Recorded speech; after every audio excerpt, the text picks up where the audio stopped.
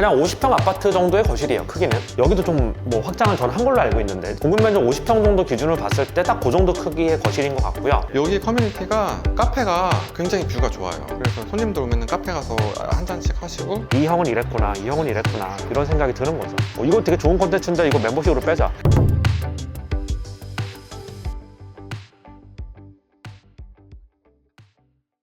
저는 이촌동 첼리투스 50평이 나와 있습니다. 모든 세대가 공급 면적 50평이고요. 전용 면적 39평인데 이 세대는 인테리어를 하면서 확장을 좀 많이 해놔가지고 일반 첼리투스보다 조금 더 전용 면적이 넓은 그런 곳이라고 보시면 되고요. 여기는 일단 집주인분이 이거를 매도를 하셔가지고 집이 좀 비어져 있는 상태입니다. 그래서 인테리어는 이미 돼 있어서 순정 상태는 아니다라고 하는 점 미리 말씀드리고요. 전신고 이렇게 있고 여기는 전부 다 신발장이고요. 이 정도면 넓게 돼 있어서 가족들이 살기에 전혀 불편한 느낌이 아닙니다. 일단은 여기서 신발장에서 들어오게 되면 서브룸 1을 가기 전에 거실 화장실이 하나가 있어요. 화장실 2개인 구조인데 마스터룸 화장실 하나, 거실 화장실 하나입니다. 거실 화장실을 완전 구석에다가 짱 박아놨어. 이 구조도 되게 독특해요. 샤워할 수 있고 세면대랑 변기가 하나 있습니다. 그냥 일반적인 거실 화장실의 느낌이랑 보시면 되고요. 아무래도 인테리어가 데이지가 좀 더 화사하다. 이런데도 다 이거 페인트 칠한 거야. 친환경 페인트 막 이런 거 있잖아요. 이거 다 칠하셨대요. 여기 원장님이 되게 대단한 게 50평 정도에서 약간 고급 자재 써서 인테리어 하면 2억 넘게 나오거든요. 본인이 직접 업자들 다 섭외해가지고 직접 했대요. 그래서 비용을 1억 중반대로 줄일 수 있었대. 여기를 보시면 꺾여져 있습니다. 방이 5년 전인가 6년 전에 찍은 영상 보면 거긴 여기보다 훨씬 뷰가 좋은 가장 로열 라인을 찍었는데 지금은 이제 가구가 없으니까 충분히 넓다라고 볼 수 있지만 실제 여기에 아이들이 거주를 하게 되고 가구를 놓게 되면 좀 좁다. 서브룸이 너무 좁아서 깜짝 놀랐었거든요. 그 당시에. 그래서 어쨌든 여기는 서브룸이 좀 꺾여 있어서 공간 활용도는 좀 떨어지지만 이분은 혼자 사시는 분이었어요. 이 넓은 집에 혼자 거주를 하셨으니까 전혀 좁지 않았을 겁니다. 여기가 백삼동이거든요. 백삼동도 저기 한강을 바라보는 데가 있고 시내를 바라보는 데가 있어요. 여기는 사실은 백삼동 안에서도 뷰가 그렇게 좋은 곳은 아닙니다. 그래서 이 앞에 보면요 왕궁 아파트가 보여. 왕궁 아파트는 볼 때마다 왜 재건축이 안 되지? 근데 추진하고 있습니다. 지금 여기 앞에 전보도 있어. 전보. 여기는 공사하고 있고 지금 공사하고 있어요. 여기는 공사하고 있고요. 여기는 아파트를 바라보고 있는 뷰인데 문을 열어놔서 공사 소리가 좀 많이 들어오거든요. 근데 문을 한번 닫아볼까요? 이제 공사 소리 계속 들리지. 어쩔 수 없어. 앞에 공사하면 이렇게 닫으면 거의 안 들려요. 하나 더 닫을 수 있습니다. 이거까지 닫아볼까요?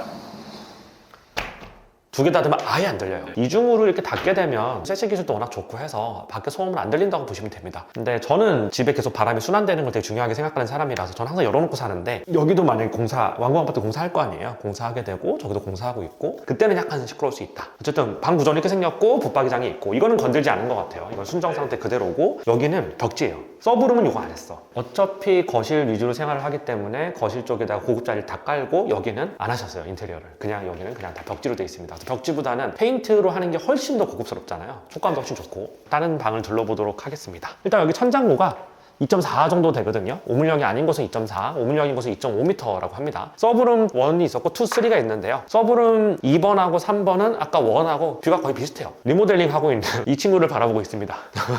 네, 르웰 리촌인데 르웰 리촌에 대해서는 뭐 좀 더 걸으면서 이야기를 할 건데요. 저희가 첼리투스 온 김에 이촌동을 좀 걸으면서 수석 PD랑 같이 이촌동에 대한 짤막한 이야기를 좀 해보도록 하고요. 아까 전에 봤던 서브룸 1은 구조가 꺾여 있었는데 여긴 반듯한 구조고요. 그리고 문을 닫으니까 조용합니다. 붙박이장 들어가 있고 여기도 그리고 이쪽으로 가면 서브룸 3입니다. 여기가 가장 애매한 공간이에요. 붙박이장도 없어요. 일단 제가 예전에 첼리투스 가장 뷰 좋은 데 갔을 때는 그분도 그때 아이를 3명 키우면서 여기 너무 좁다라고 말씀하셨었거든요. 이 방을 아이방으로 만들 수가 없는 방이에요. 그래서 아마도 여기 방이 서브룸이 3개면 대부분의 분들이 여기를 그냥 뭐 서재라든가 창고라든가 그런 식으로 쓰지 않을까 싶어요. 여기를 아이방으로 만들기에는 일단 구조가 되게 꺾여 있고 여기다가 뭐 침대를 놓고 막 책상 놓고 하기엔 좀 좁긴 해요. 붙박이장이 없으니까 장 하나 놓고 이러면 타이트한 공간이긴 합니다. 여기는 꺾여 있어요. 이렇게 여기도 꺾여 있어요. 이렇게 공간이. 작은 책상 놓고 공부할 때 책상을 이렇게 놓고 벽 보고 하는 것보다 여기다가 딱 놓고 창을 보면서 하는 게 훨씬 더 쾌적한 느낌을 주거든요. 아이가 고등학생, 중학생 정도 되면 안 될 것 같고 초등학생 정도 되는 아이면 여기다가 작은 책상 하나 놔주고 바라보면서 그냥 이렇게 공부할 수 있게끔 하면 좀 좋지 않을까 싶습니다. 여기 서브룸 3를 받고 서브룸에서 나가면 여기가 바로 마스터룸입니다. 마스터룸을 보면요 커요. 근데 제가 첼리투스 몇 년 전에 왔을 때 마스터룸 크기도 너무 작다라고 얘기를 했는데 여기는 좀 커 보이죠. 그 이유가 뭐냐? 확장이 돼 있어요. 원래 여기는 아파트 면적이 아니라고 합니다. 여기서부터 이렇게 해가지고 이렇게. 근데 이 면적 삭제하고 보면 마스터룸이 너무 작아. 근데 이 면적을 다 확장을 했다고 합니다. 그래서 제가 집주인분에게 물어보니까 첼리투스 사시는 분 대부분의 분들이 여기 확장을 한다고 합니다. 원래 전용 면적 39평인데 여기 확장하고 거실도 확장하고 해가지고 확장 면적을 총 합치면 3, 4평 정도가 늘어난대요. 그렇게 되면 전용들도 엄청 올라가게 되고, 그래서 어쨌든 여기도 베란다가 좀 꺾여 있어요. 여기는 또 확장을 안 하셨어요. 그래서 여기는 베란다가 있고, 아마 확장에 욕심이 많으신 분들은 여기를 확장하시는 분들도 있을 거라고 저는 생각을 해요. 근데 여기 마스터룸이 101동에서 가장 뷰 좋은 데서 보면 한강이 쫙 내려다 보이는데, 여기는 이제 이촌 르엘이 이렇게 보입니다. 앞에가 이렇게 보이고요. 저희 고가도로도 보이고요. 지금 확장된 면적으로 봤을 때는 여기다가 킹사이즈 되게 큰 침대 놓고도, 여기다가 티테이블 같은 거 놓고도 좀 면적이 좀 남는, 여기 베란다 공간도 있으니까 베란다 공간 안에 뭐 이렇게 놓을 수도 있고, 그래서 충분한 면적이 나올 것 같습니다. 드레스룸이 여기 있거든요. 드레스룸은 붙박이로 돼 있는 건 아닌 것 같고, 이거는 그냥 이제 가구를 설치한 것 같은데 이게 순정인지 아닌지 모르겠습니다. 드레스룸이 여기 있는데 여기가 화장실이에요. 마스터룸 화장실인데 여기도 인테리어를 다 하신 거예요. 여기도 확장했습니다. 예전에 제가 첼리투스 왔을 때는 이 정도로 안 넓었거든. 그 당시 영상 보면 좀 뭔가 공간이 다 작게 이렇게 좀 쪼개져 있다라고 얘기를 많이 했는데, 여기 굉장히 넓게 돼 있잖아요. 전부 다 확장을 한 거고, 화장실이 넓습니다. 욕조가 있잖아. 근데 여기다가 수전을 만들어 놨는데 차단막이 없어. 그러면 샤워할 때 다 튀거든, 물로. 근데 혼자 사니까 이게 가능한 거야. 와이프랑 같이 살고 뭐 애기도 있고 그러면 이거 사실 이거 차단막 해야 되거든요. 여기서 물 다 튀든 말든 그냥 살다가 이제 청소하시는 분이 와서 청소하고 뭐 이랬던 것 같습니다. 그래서 마스터룸을 봤고요. 저희 거실로 한번 나가보죠. 마지막 공간에 거실이 있는데요. 그냥 50평 아파트 정도의 거실이에요, 크기는. 여기도 좀 뭐 확장을 저는 한 걸로 알고 있는데, 공급 면적 50평 정도 기준으로 봤을 때 딱 그 정도 크기의 거실인 것 같고요. 한강뷰가 일로 보여요. 한강뷰가 있긴 있는데 건물 사이로 이렇게 살짝 보여서 사실은 이걸 가지고 한강뷰라고 하기에는 무리가 있는 틈새 한강뷰 정도라고 생각을 하고 있습니다. 집주인분께서 말씀해 주셨는데 103동 안에서도 저쪽을 바라보고 있는 호수 같은 경우는 앞에 물론 101동 좀 가리고는 있지만 그래도 한강뷰가 되게 예쁘게 나온대요. 근데 여기는 좀 이제 안쪽으로 들어와 있는 호수다 보니까 여기는 한강뷰가 거의 없는 호수라고 보시면 됩니다. 그래서 첼리투스가 101동에서 고층이 가장 비싸게 거래가 되고요. 101동 고층이 최근 실거래가 찍힌 거 보면 평당 1억 정도에 거래가 돼요. 근데 여기는 아무래도 저층이고, 그리고 한강뷰가 거의 안 나오는 호수다 보니까 가장 고층의 좋은 한강뷰인 데가 한 평당 1억 50억 정도에 거래가 된다라고 하면, 예를 들어서 여기는 한 39억, 뭐 38억 이렇게 거래가 되니까 실제 여기 실거래 찍혀 있는 건 39억이 찍혀 있거든요. 그러다 보니까 한 25% 정도 차이가 나는 거죠. 근데 나는 사실 여기 저층에 뷰가 너무 안 좋아요. 이렇게 뭐 보시는 분들 계시겠지만 저는 그렇게 안 좋진 않은 것 같아요. 왜냐하면 여기 앞에 나무도 많고, 근데 물론 이제 여기 아파트 들어서면 이제 세대 간섭이 좀 있을 수 있고, 저쪽에 있는 거실하고 여기랑 좀 서로 마주보고 이쪽에 있는 세대랑도 밤에 좀 이렇게 마주볼 수 있거든요. 그런 건 있을 수 있는데, 앞에 나무 많고 동간거리가 그래도 뭐 좁은 편은 아니고 뷰가 아주 안 좋다 이렇게 보기엔 좀 어려운 부분이 있는데, 여기 101동이랑 저 앞에 한강을 바라보고 있는 세대가 뷰가 워낙 좋다 보니까, 여기는 또 뷰에 포커싱이 돼 있는 아파트잖아요, 트리마르처럼. 그렇게 봤을 때는 그 뷰값이 한 10억 정도라고 볼 수 있죠. 아파트 가격으로 치면 20% 정도 차이가 나는 거죠. 여기 뭐 아주 크게 창이 있는데요. 저는 사실 이게 거의 10년 차 정도 되는 아파트잖아요. 근데 요즘에 지어진 아파트라고 하면 아마 프레임을 이렇게 안 썼겠죠. 요즘에 지어진 아파트들은 그래도 이 창을 통창으로 좀 이렇게 좀 크게 유리를 쓰는데, 유리를 다 분할해 놨잖아요. 근데 사실 이게 뷰는 좋지만 좀 가시성을 해치는 부분들이 좀 있고 답답한 느낌이 좀 있어요. 프레임이 너무 많아가지고. 근데 요즘에 지어진 데는 창을 되게 크게 쓰더라고요. 그래서 아마 10년 전에 지어진 곳이니까 어쩔 수 없이 이렇게 된 게 아닐까 싶고, 여기 앞에도 공사 소음이 좀 들려요. 근데 이걸 닫으면 괜찮습니다. 닫으면 괜찮아요. 하나도 안 들립니다. 닫으면. 열어놓으면 공사 소음이 좀 많이 들리고요. 여기 앞에.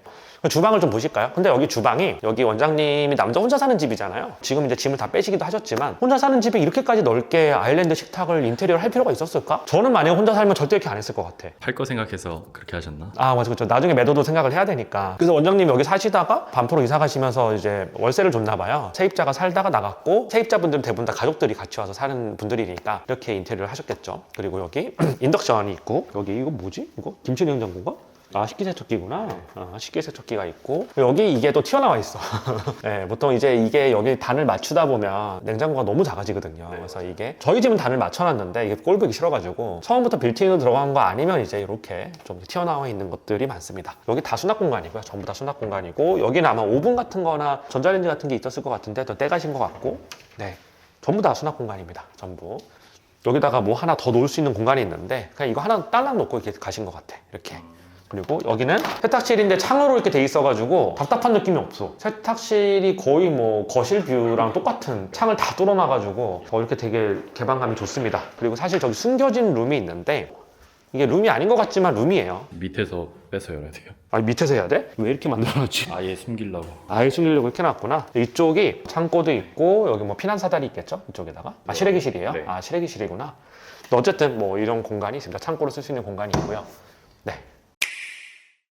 첼리투스는 다들 아시다시피 1대1 재건축을 한 되게 독특한 케이스예요. 예전에 이촌동에 있는 렉슬 아파트가 분담금 5억 7천이었나 당시에 굉장히 많은 분담금을 내고 1대1 재건축을 한 아파트라서 모두가 다 50평입니다. 단일평수로 돼 있어서 독특한 케이스이긴 한 것 같아요. 이촌동뿐만 아니고 반포 뭐 다 포함해서 1대1 재건축이 된 이런 케이스가 거의 없잖아요, 사실. 그래서 여기 입주민들의 균질성이 굉장히 높고 그리고 되게 점잖은 분들이 많고 나이 있으신 분들이 많다라고 해요. 가족들하고 같이 조용하게 살려고 하는 그런 분들이 좀 많다고 합니다. 여기가 용적률이 320% 정도 되는데 당시에 렉슬 아파트가 용적률이 거의 200%에 가까웠었거든요. 사실 200% 정도 용적률이 나오면 사업성이 안 나오잖아요. 그때 당시에는 건축비가 오르기 전이었고 훨씬 전이었으니까 그 당시에 분담금 5억 7천이면 진짜 센 금액이었거든요. 그리고 첼리투스 입주민 입장에서 보면 굉장히 큰 리스크를 안고 재건축을 한 거잖아요. 왜냐하면 당시에 이게 준공이 될 때만 해도 서울 아파트 시장이 그렇게까지 좋지 않았고 지금처럼 이렇게까지 많이 오를 거라고 아무도 예상하지 못한 상태에서 1대1 재건축에다가 분담금을 그렇게 많이 넣고 재건축을 한 건데 시간이 아주 오래 지난 다음에 보면 굉장히 좀 잘한 선택이었다라고 볼 수 있죠. 왜냐면 이촌동을 리딩했고 이촌동에서 가장 비싼 아파트잖아요, 지금 첼리투스가. 근데 그 당시에는 굉장히 큰 모험이었다. 왜냐면 이촌동 첼리투스가 처음에 준공이 됐을 때는 뭐 시세가 10몇 억이었어요. 10억대 후반으로 전 기억하고 있어요. 그렇게 보면 거의 3배가 오른 거죠. 그러면 그때 당시 그렇게 남겨먹은 것도 많이 없네요. 렉스 아파트가 9억에서 한 12억? 분담금 5억 7천이 붙으면 그러면 거의 마진이 없는 거야. 근데 사실 생각해보면 첼리투스가 2015년 준공 전에 결정을 한 거잖아요. 2011년, 12년부터 뭐 삽을 떴을 텐데 그때 서울 아파트 시세가 완전히 작살나는 시기였거든요. 그때 반프레미엄 퍼스티지가 얼마였는 줄 알아? 얼마였어요? 13억. 와, 지금 48억 막 이 정도 하지 않나요? 50억 가까이 하죠. 왜 내가 정확하게 기억하냐면 내가 반네퍼 34평을 살려고 했었거든. 그러다가 바보짓 해가지고 서래마을 빌라 가가지고 핏똥 싼 그것 때문에 부동산 공부를 시작했죠. 이러면 안 되는구나. 당시에 반프레미엄 퍼스티지의 가장 로열 뷰일 수 있는 데가 13억 8천을 불렀었고 그리고 뷰가 좀 떨어지는 데가 12억 5천이었어. 12억 5천. 반네퍼 34평이 12억 13억 하던 시절에 여기서 재건축 결정을 하고 분담금을 내고 한 거예요. 여기가 어떻게 보면 더 올라갔어야 되는데 지금 반네퍼가 더 많이 올랐잖아. 이촌동이 반포보다 덜 올랐어요. 반포가 예를 들어서 이렇게 치고 나갈 때 여기서도 같이 오르긴 했지만 퍼센티지로 봤을 때 반포가 훨씬 많이 올랐고요. 금액으로 보면 훨씬 더 많이 올랐고 아마도 투자 목적만 보면 여기도 많이 올랐지만 이촌동 전체가 다 오르긴 했지만 반포라든가 압구정이 훨씬 많이 올랐어요. 사실 그때 압구정도 얼마 안 했어. 그렇게 보면 투자라는 게 참 어렵구나 생각도 들고 그리고 이촌동 여기 첼투스를 재건축했던 그 조합원들도 굉장히 큰 결정을 하고 한 거죠. 그 돈이면 팔고 나가서 반포 갔으면 됐거든. 그게 힘들게 뭐 재건축하고 재건축이라는 게 또 쉽지가 않잖아. 엄청난 공수와 스트레스가 들어가잖아요. 시간도 많이 써야 되고 그렇게 보면 또 재밌는 역사가 이렇게 묻어 있다라고 볼 수 있습니다. 여기 집주인분이 전에 원펜트하우스 60평 혼자 사는 남자의 삶에 나왔던 최영준 원장님이고요. 원래 이걸 매매로 가지고 계셨었잖아요. 그리고 이제 뭐 최근에 뭐 이렇게 반포로 떠나시면서 이제 빠이빠이 하고 있는데 이촌동에 그래도 몇 년 정도 살아보셨어요? 이촌동은 제가 치과 하면서 계속 살았으니까 8년. 8년이면 완전 이촌동 빠삭하게 잘 아시겠네요. 이촌동에 대해서 궁금해하시는 분들이 많은데 여기 전반적인 분위기나 장단점이나 그런 거 좀 얘기를 좀 해주시면 좋을 것 같아요. 분위기가 점잖으신 분들이 많이 살고 계셔서 조용한 편이에요. 확실히 할머니 할아버지 때부터 사시는 분들이 많은 것 같고 그래서 전반적으로 분위기가 대치동 같이 공부 많이 시키고 그런 분위기는 아니고 그냥 좀 평화로운 느낌? 그런 건 안 불편하셨어요? 이촌동 주변에 근생이 별로 없잖아요. 소비할 곳이 없다, 가둬져 있다 이런 느낌을 받는 분들이 있는데 그런 건 어떠셨어요? 그냥 이제 뭐 편하게 작은 맛집들은 은근히 있긴 하거든요. 근데 파인다이닝 이런 건 없죠. 가족 단위로 가볍게 먹을 수 있는 맛집들은 동네에 이제 곳곳에 좀 있는데 여기 그 산책할 때는 많아요? 이촌동에? 저 같은 경우는 이제 저기 한강공원 한강 일로 가면 바로 갈 수 있나요? 바로는 못 가고 조금 돌아는 가야 돼요. 여기서는 신동아 쪽으로 가서 이제 가거든요. 신동아 쪽으로 가는 길이 그렇게 좋진 않잖아요. 저도 신동아에서 여기서 넘어온 적이 있었는데 죄송합니다. 제가 곤란한 질문을 자꾸 드려서 하여튼 그래서 여기서 한강맨션 쪽으로 가거나 신동아 쪽으로 가거나 저는 신동아가 조금 더 가까워가지고 신동아로. 그럼 이촌동에 거주하실 때 저기 아직까지는 전면 개장 안 했지만 용산공원 쪽에 가족공원이 있잖아요. 거긴 개장했잖아요. 가족공원은 자주 가시나요? 저는 안 가요. 제가 듣기로는 이제 가족 있는 분들은 애기들 데리고 가는 걸로 알고 있는데 저는 굳이 거기를 걸어서는 못 가니까 차 타고까지. 대중교통은 어떠셨어요? 첼리투스 살면서? 저는 대중교통을 잘 안 타가지고 차 타고 다니시고 하니까. 차 타고 다니기에는 크게 무리는 없어요. 올림픽대로 감면목로가 가까우니까. 원장님이 이 집을 2019년인가 그때 매수를 하셨다고 했잖아요. 왜 여기를 매수를 하셨는지. 치과가 한강맨션 상가에 있었고 제일 가까운 신축 아파트가 첼리투스여서 그냥 신축이어서 샀습니다. 별로 이유가 없네요. 그냥 내가 하고 있는 치과 바로 앞에 신축이 있어서. 직장이랑 제일 가까운 신축 아파트라서. 근데 2019년에 매수를 하셨으면 진짜 많이 올랐잖아요. 지난 한 6년 동안 그래도 첼리투스도 많이 올랐잖아요. 그때의 선택이 뭐 후회가 되진 않으신지. 왜냐면 반포는 애들은 더 많이 올랐으니까. 그때 그 가격이면 사실 반포도 그냥 살 수 있는 가격이었던 것 같고, 반포뿐만 아니라 이제 다른 압구정이라든가 이런 데를 비슷한 대지나 아니면 비슷한 평형대나 한 단계 낮은 평형대 정도는 그냥 매수할 수 있는 돈이었는데 갭이 좀 많이 벌어졌거든요, 지금 되게. 그런 부분들은 어떻게 생각하세요? 사실 제가 이제 부동산 쪽은 잘 모르기도 하고, 그때 당시에 고민을 뭐뭐 했었냐면 트리마제에 살고 있었으니까 잠깐 트리마제도 고민했었고, 38평 그리고 대치동 레미안 팰리스도 고민했었고, 이제 아크로 리버파크도 고민하고, 압구정 현대도 고민은 했었는데, 이제 그냥 제일 가까운 데로 일단 하자 해서 샀고, 사실은 살면서 편하게 잘 살았으니까 실거주 목적이 더 강했기 때문에. 편하게 살아서 뭐 아쉬움은 없는데, 이제 21년도 22년도쯤 더 팔았으면 더 좋았지 않았을까, 그런 생각은 하고 있는. 한참 불장 때 팔고 갈아타는 걸로. 네, 그랬으면 그때는 차이가 그렇게 크진 않았어가지고, 그때도 매도 하려고 했는데 아마 그때 매도를 놓쳐가지고 조금 아쉬우긴 한데 뭐. 첼리투스 하면 되게 멋진 한강뷰가 떠오르잖아요. 제가 사실 6년 전에 첼리투스 촬영한 게 1호 라인의 고층이어서 가장 로열 뷰였거든요. 뷰가 끝내주기 좋은 곳이었는데, 여기는 이제 뷰가 약간 좀 이렇게 앞에 그냥 아파트로 막혀 있고 숲이 있어서 좋긴 합니다. 근데 여기를 선택하신 이유가 뭐예요? 그때 당시에 이제 그 매물이 많이 없었고, 매물이 4개 있었어요. 4개 있었고, 적당한 뷰 있는 게 2개 있었는데, 그거는 내고를 하다가 바로 팔려버렸고, 제일 좋은 거랑 제일 안 좋은 거가 남았는데, 이제 무리하지 말고 그냥 싼 거 사자 해서 편하게 살 목적이어가지고. 그 당시엔 제일 좋은 호수가 어느 정도 가격이? 그때는 30억이었어요. 제일 좋은 게. 여기는 당시에 어느 정도였어요? 이거는 그때 한 23억 정도. 7억 정도 갭이 있었네요. 이촌동에서 원베타스 이사 가셨잖아요. 그리고 뭐 1주구 이제 완공이 되면 글로 이사 가실 건데, 이촌동 8년 살다가 반포에 가보니까 이런 점이 좀 다르고, 이촌동에 있었던 좋은 점들이 있었을 거 아니에요, 나름. 아쉬운 점이 있다면 어떤 게 있을까요? 노후에 다시 와서 살고 싶은 곳? 평화로우니까 분위기가. 반포는 그러면 덜 평화로운가요? 반포는 아무래도 젊은 사람들한테 조금 더 좀 더 북적북적거리고 네. 좀 더. 그런 느낌이에요. 네. 여기 첼리투스 커뮤니티는 어때요? 여기 커뮤니티가, 카페가 굉장히 뷰가 좋아요. 그래서 손님들 오면은 카페 가서 한 잔씩 하시고, 그리고 헬스장도 붐비지 않고 좋거든요. 이용객이 많이 없는 것 같아요. 주차장은 되게 주차도 편하시, 네, 주차도 뭐 널널하고, 10년 됐으니까 연식이 조금 있긴 한데, 사우나나 저기 수영장도 사람이 거의 없어요. 쾌적하게 이용은 할 수 있어요. 제가 사실은 여기 촬영 오기 전에 원장님하고 거기 원밸리 상가에서 같이 왔어요. 택시 타고 치과 치료를 받고 10몇 년 전에 교정한 게 있었는데 그걸 다 뗐거든. 10년 만에 치과를 갔습니다. 야, 무섭더라고. 막 엥 소리 들리니. 어쨌든 오늘 인터뷰 응해주셔서 감사하고요. 집 협찬도 감사합니다. 촬영 협찬도 감사합니다. 네, 감사합니다. 네.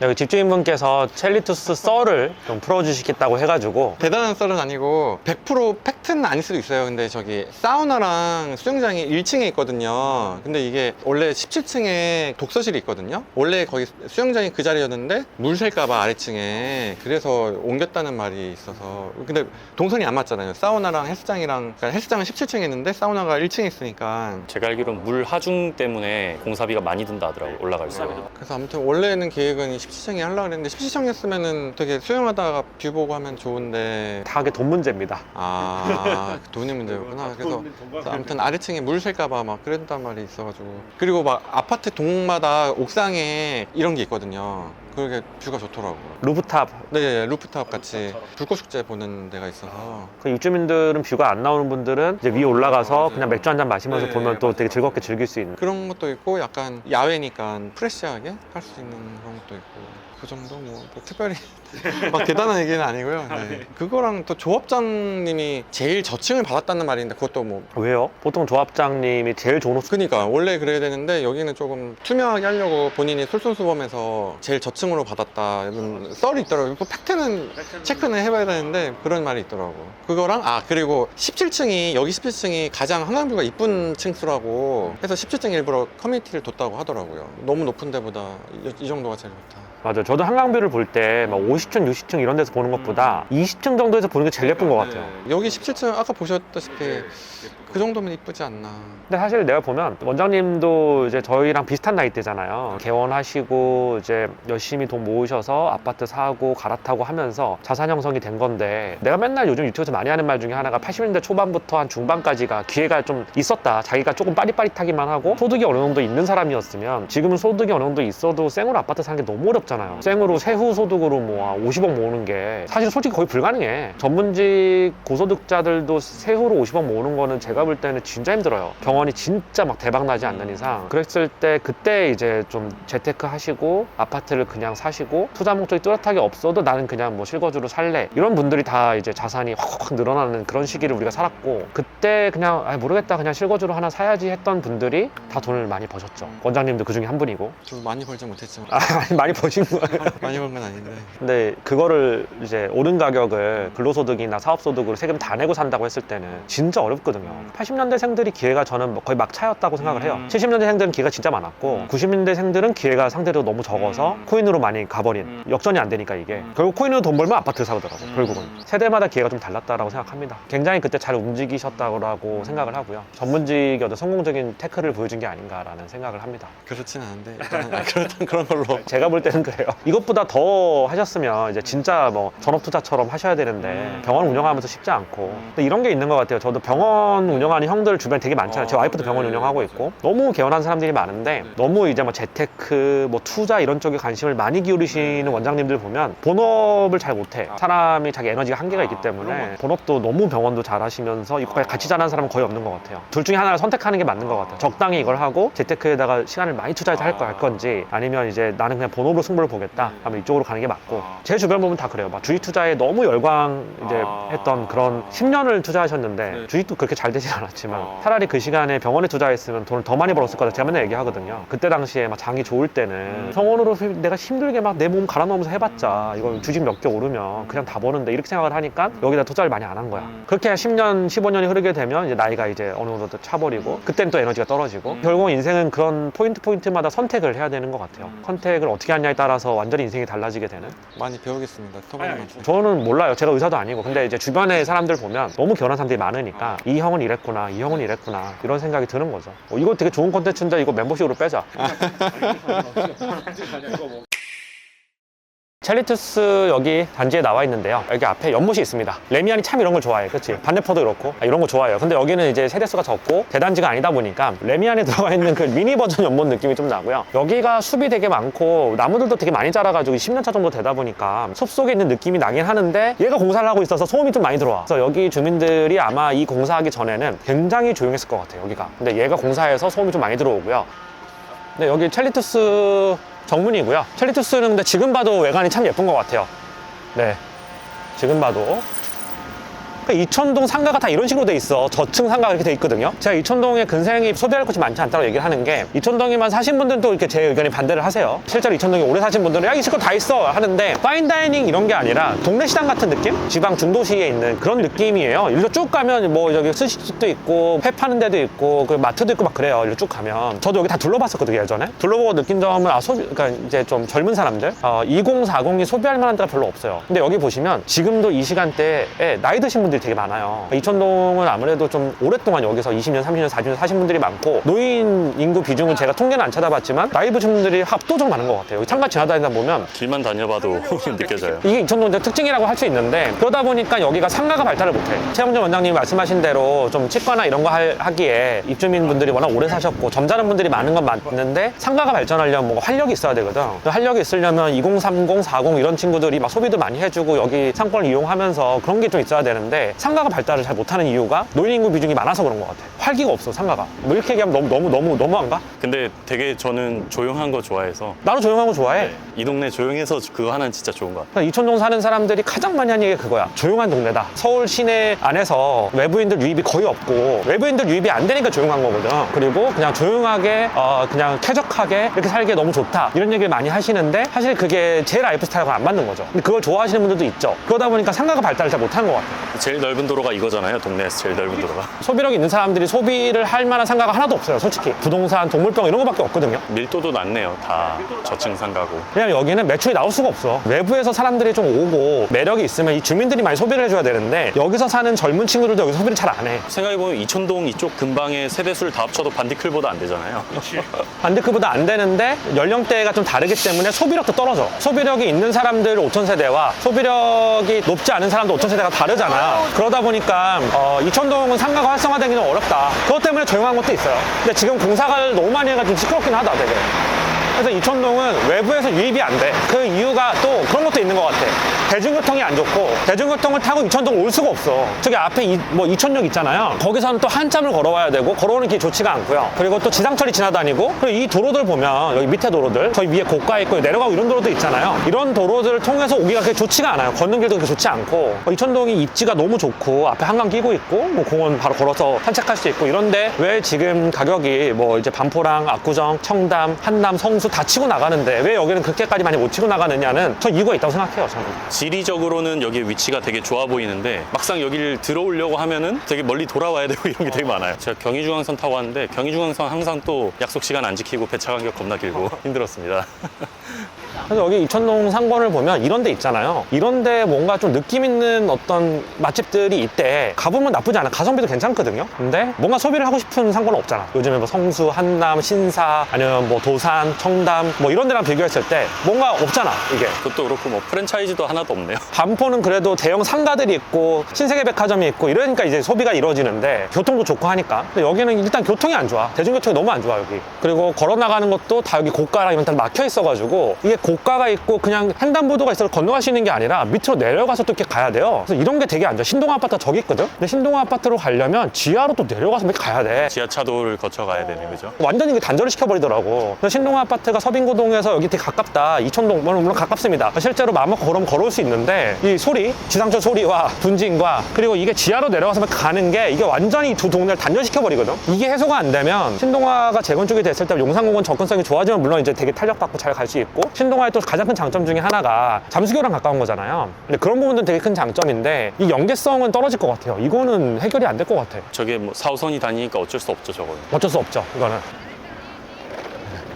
동네가 그건 있어. 한적해. 복잡하지가 않아. 사람이 별로 없어. 그건 좋아. 나도 막 북적북적 되는 거 별로 안 좋아하거든. 남산 가면 좋은 게 한적해서 좋은 건데 근데 소비는 임대료가 못 받쳐줄 것 같아, 기본적으로. 이렇게 유동인구가 이 정도고 이러면. 이촌동 모든 주민들의 염원은 일단 용산공원 개장일 거고 용산공원 개장하면서 공사가 되면서 여기 이촌동하고 이게 연계성이 좋아지는 그게 가장 큰 염원이 아닐까. 만약에 용산공원이 전면 개장하고 접근성이 좋아지게 되고 지상철에 이렇게 탑이 씌워져가지고 위에 뭐 지상 공원을 만들든 지하를 하든 어떻게 되든 간에 어쨌든 지상철의 문제가 어느 정도 해결되면 삶의 거주 여건이 획기적으로 바뀔 것 같긴 해요. 근데 지상철 문제는 해결이 거의 불가능하다는데 그 이유가 있죠. 하더라도 덮개공원이 최대인데 여기 덮개공원을 하기에는 진짜 공공성이 많이 필요로 해야 할 수 있을 것 같아요, 결국엔. 여기 입주민들의 니즈로 하기에는 너무 세대수도 안 많고. 그건 말이 안 되지. 사실 여기 이촌동을 위해서 덮개공원을 해주는 건 말이 안 되고 서울 시민 전체가 좀 쉽게 이용할 수 있는 그러려면 또 주차장도 만들어야 되고 여러 가지로 사업성이 문제가 있을 거예요. 그래서 이게 쉽게 추진이 되기가 힘든 그런 부분이 좀 있을 것 같고 어쨌든 이촌동 주민들 서빙고동까지 해서 신동아 주민들까지 해서 최대 염원은 그건 것 같아요. 지상철 문제. 그게 해결되면 삶에 진짜 도보로 갈 수 있는 접근성이 확 달라져가지고 그게 제일 큰 염원이 아닐까. 근데 언제 해결될지는 모른다. 그리고 해결이 안 될 수도 있다. 그런 생각이 듭니다. 그래서 오늘 이촌동 걸으면서 좀 재밌었고 그래서 오늘 제가 찍은 영상 중에서 조금 더 저희가 좀 적나라하게 좀 더 솔직하게 좀 더 딥하게 얘기한 부분들은 회원 전용 영상으로 빼놨으니까 그거를 좀 참고해 보시면 좋을 것 같고요. 네, 오늘 하여튼 즐겁게 돌았습니다. 감사합니다.